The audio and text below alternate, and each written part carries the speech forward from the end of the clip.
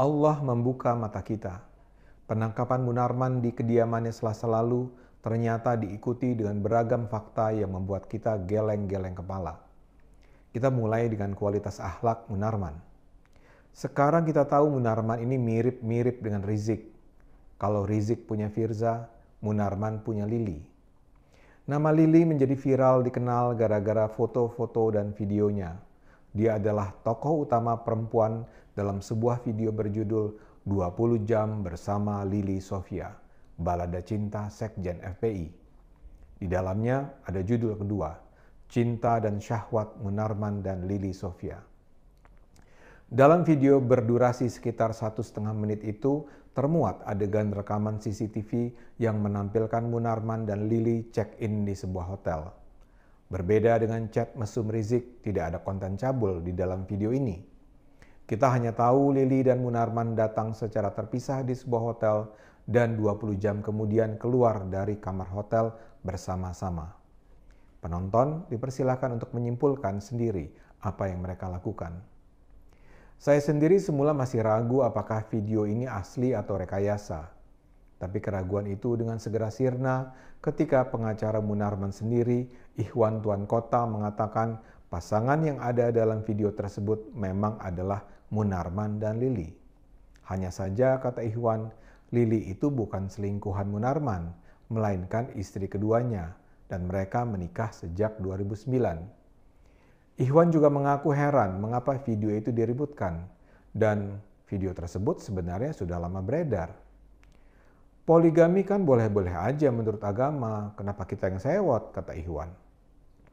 Mungkin kita sih tidak sewot, tapi ada banyak kejanggalan dalam penjelasan Ikhwan.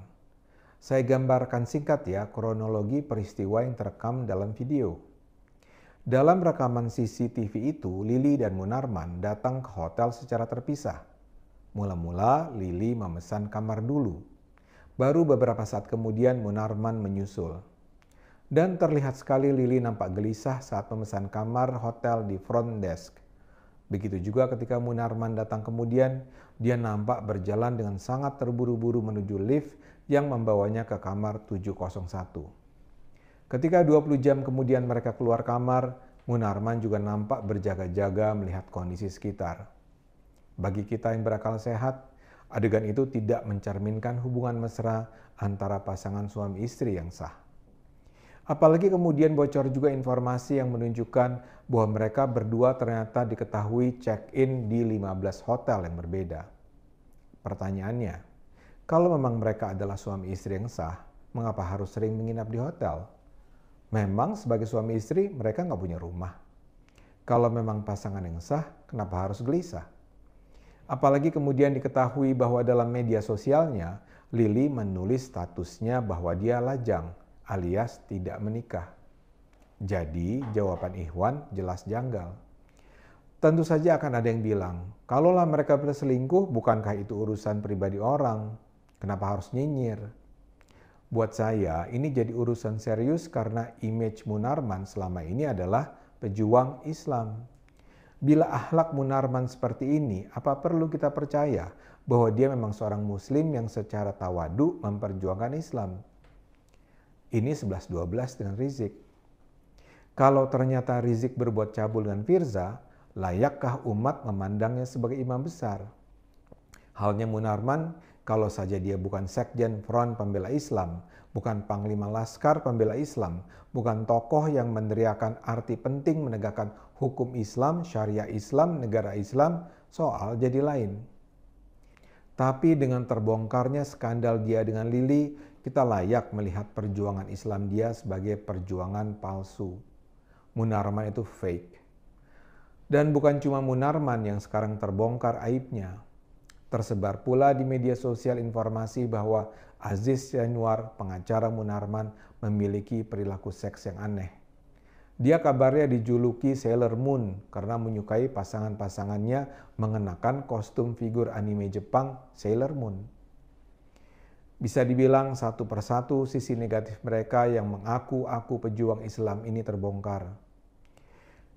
Pada sisi yang lebih serius, kita juga menyaksikan bagaimana menggelikannya serangan balik mereka terhadap polisi dan Densus 88 akibat terbongkarnya aksi busuk mereka. Mereka berusaha mati-matian membangun kesan bahwa apa yang dilakukan polisi dan aparat keamanan adalah pelanggaran HAM dan penzaliman terhadap umat Islam. Tapi jelas, terlihat bahwa mereka panik dan akibatnya mengada-ada. Salah satunya adalah soal ditemukannya di rumah Munarman persediaan dalam jumlah besar bubuk putih dan bahan cairan yang selama ini diketahui digunakan untuk mengembangkan bahan peledak. Dengan serampangan, tim advokasi FPI menyatakan bahwa bahan-bahan yang disita polisi itu adalah persediaan bahan pembersih karena FPI sering melakukan aksi bersih-bersih tempat wudhu, toilet, WC, dan musola. Menganggap polisi sedemikian bodoh sehingga tidak bisa membedakan alat pembersih WC dengan bahan peledak tentu luar biasa mencengangkan. Sebelum ini polisi sudah membongkar berbagai lokasi yang digunakan sebagai tempat pengembangan bahan peledak yang dirancang untuk aksi teror. Jadi kalau sekarang mereka menemukan bahan serupa dalam jumlah banyak di rumah Munarman, radar polisi tentu langsung menyala. Pembersih WC, ayolah. Hal menggelikan lain adalah soal tuduhan bahwa polisi menangkap Munarman dengan mengabaikan prosedur penangkapan yang resmi sesuai hukum. Sekretaris Jenderal Asosiasi Ahli Hukum Pidana Abdul Khoir Ramadan misalnya menyatakan penangkapan Munarman dilakukan melanggar hukum karena seharusnya Munarman ditetapkan sebagai tersangka dulu sebelum ditangkap. Tuduhan ini jadi menggelikan karena ternyata kemudian diketahui Munarman sudah dinyatakan sebagai tersangka sejak 20 April 2021. Jadi memang serampangan. Di media sosial juga bermunculan pernyataan-pernyataan yang menyudutkan polisi dan Densus 88. Politisi Partai Demokrat Taufikur Rahman menulis tweet, "Kurang apa lagi sih menghajar oposisi? Mau sampai kapan terus-terusan menjadi zolim?" tulisnya. Di akhir cuitannya, Taufik mengingatkan rezim bahwa tidak ada kekuasaan yang abadi. Ingat, tak ada pesta yang tak usai. Hati-hati bung, tegas Taufik. Begitu juga Tengku Zulkarnain menulis tweet berbunyi, Densus 88 menangkap warga negara Indonesia alias rakyatnya sendiri begitu kasarnya. Pakai sendal saja tidak diizinkan. SOP-nya apa emang begitu? Monggo dijawablah biar kami tahu. Atau yang lucu Fadlizon, begitu Munarman ditangkap dia menulis tweet, "Saya mengenal baik Munarman dan saya tidak percaya dengan tuduhan teroris ini. Sungguh mengada-ada dan kurang kerjaan." Tapi begitu banyak netizen bertanya apakah Fadli memang dekat dengan Munarman, Fadli buru-buru menghapus tweet itu. Ada pula meme yang menyindir bahwa sebaiknya Densus 88 dikirim ke Papua untuk memberantas OPM dan bukan menggerebek Petamburan. Tapi puncak kegilaan mereka terlihat dalam sebuah video berjudul menyeramkan. Kinerja Densus mirip PKI. Jadi digambarkan dalam video itu cara Densus 88 menangkap dan memperlakukan Munarman seolah sama dengan cara PKI dulu menangkap dan memperlakukan Jenderal Ahmad Yani dalam tragedi Gerakan 30 September 1965. Dalam video itu digambarkan bahwa Jenderal Ahmad Yani dulu ditangkap tanpa diberi kesempatan berganti baju tidur dan diseret dengan mata tertutup. Kini pun Munarman ditangkap tanpa sempat menggunakan sandal dan juga ditutup matanya. Dalam video terdengar narasi, penangkapan Munarman menunjukkan kegilaan rezim di luar batas.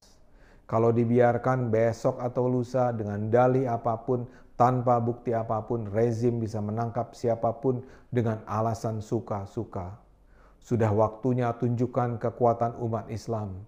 Sudah waktunya bangkit melawan. Ini sih kelewatan. Menggambarkan seolah Munarman diculik dari rumah untuk disiksa seperti Ahmad Yani jelas tidak dapat diterima.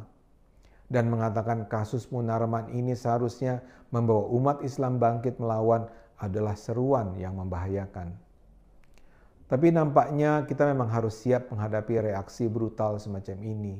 Mereka tahu penangkapan Munarman akan semakin membuat mereka terpuruk. Mereka tahu mereka sudah semakin di ujung tanduk. Tapi kita yang berakal sehat tidak perlu takut. Allah berada di pihak kita. Allah membukakan mata kita. Allah membukakan jalan kebenaran bagi kita. Terus gunakan akal sehat.